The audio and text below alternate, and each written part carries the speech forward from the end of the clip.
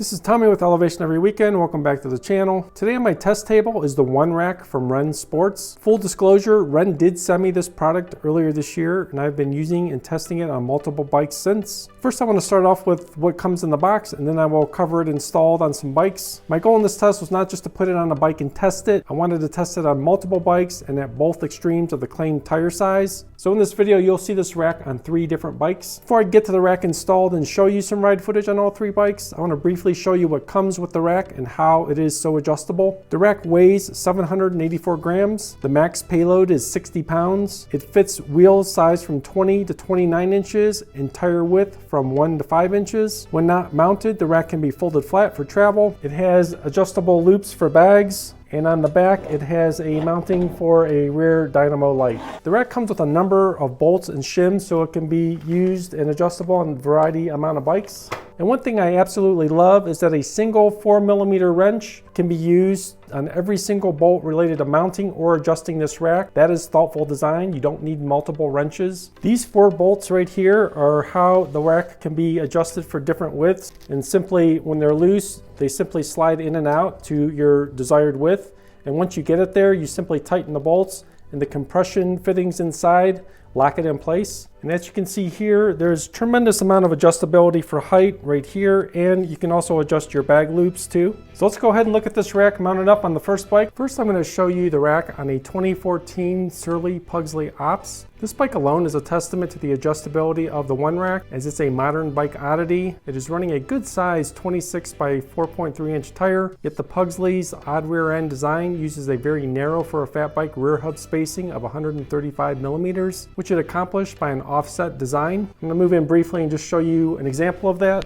So the drive side seat and chainstay flares out like a traditional bike, but on the brake side, it actually kicks in. You can see it right here, how it kicks in. And what this allows is actually all of the spokes are mounted on the drive side of the wheel. There's nothing on the brake side. And it allows this fat bike to run that extremely narrow 135 millimeter hub, which many years ago was standard for a mountain bike or a road bike. So where the OneRack comes into play is on the drive side, it is direct mounted to the dropout area right here. And on the brake side, it just needs this small spacer here to kind of balance it out. In conjunction with the adjustability of the rack, you can see that there's a different gap here than here, and that's used to center the rack up over the rear tire. So again, a great option to be able to have that on this OneRack. That adjustability makes it run true on this bike. Another thing I was pretty thrilled about was the OneRack was compatible with an old bike bag that I had. It mounts right on like any other rack, so it clips on firmly and then still locks into place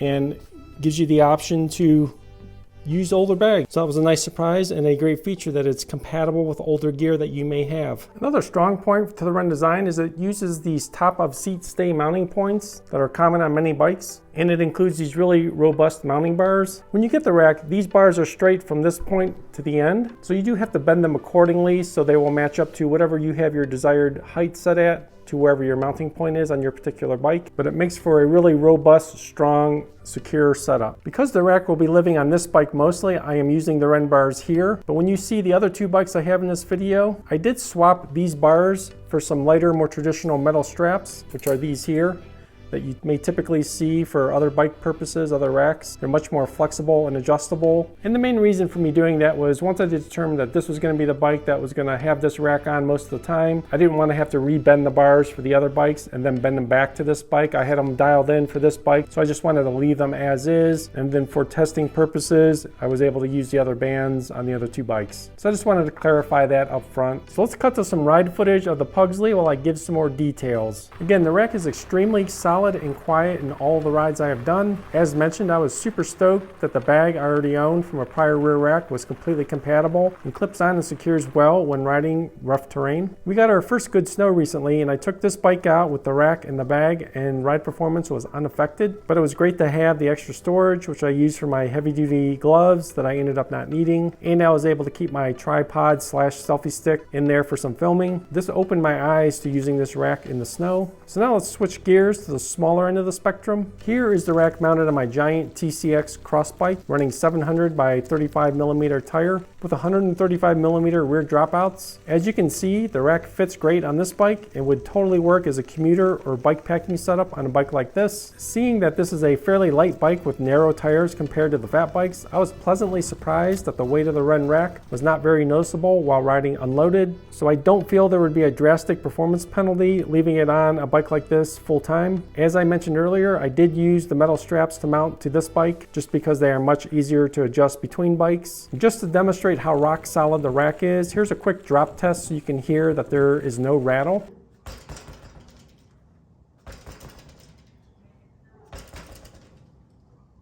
Okay, so let's go to the other extreme and see the rack on my 2020 Surly ice cream truck. So this bike is running 26 by 4.8 inch tires, so very near that stated 5 inch max tire size, with clearance to spare. This bike has the much larger and current fat bike rear hub spacing of 197mm, and it is symmetrical, unlike the Pugsley. As you can see, the WREN rack easily works at this extreme and has ample tire clearance. On a bike this substantial and with the stability of the huge tires, there was absolutely no indication the rack is back there. In fact, as I mentioned earlier, I think I'm going to move the rack back to this bike for the winter, as it would be nice to have the storage capacity for my big mountain backcountry snow rides, and I don't think there will be any impact to performance. So in conclusion, for $100, I feel the WREN OneRack exceeds as a good value. And if you're someone who might want to move the rack between bikes, either currently in your quiver or just knowing that if you change bikes down the road, there's an excellent chance the rack will still be compatible, I think the OneRack is the one rack I can recommend. It has met my expectations in all of the stated and expected by me elements. It is adjustable, functional, and has proven durable, being moved back and forth between bikes over many miles in the Colorado dirt and snow. In the future, I want to add a second bag or maybe find a trunk that would be compatible for it. So more on that as my use with it evolves in the future.